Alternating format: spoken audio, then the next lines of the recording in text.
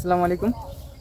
একজন বাবা তার সন্তানের জন্য কতটা পরিশ্রম, কতটা যে করে সেটা আসলে আমার বাবাকে না দেখলে হয়তো আমি বুঝতাম না বা আপনাদের বলতে পারতাম না।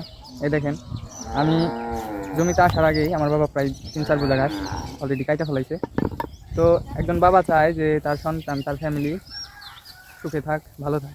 বাবার কিন্তু আপ্রাণ চেষ্টা যে তার সন্তান এবং তার ফ্যামিলি যাতে সুখে শান্তিতে থাকে।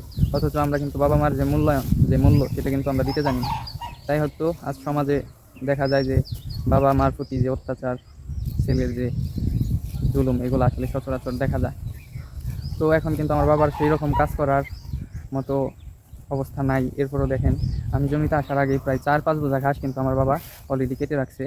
এখন শুধু বোঝা বাঁধবো এবং নিয়ে যাব। যদিও মানা করি আব্বাকে, রোদের ভিতরে এরপরও আসে, শোনে না, কারণ জানে একলা তাহলে আমার অনেক কষ্ট হয়ে যাবে ঘাস নেওয়ার জন্য। তো আসলে আমাদের সকলেরই উচিত বাবা মার প্রতি শ্রদ্ধা এবং তাদের সম্মান করা।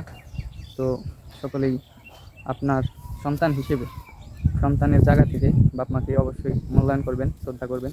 এটা সকলের প্রতি আমার একটা অনুরোধ। তো সকলেই ভালো থাকবেন, সুস্থ থাকবেন। আল্লাহ হাফিজ।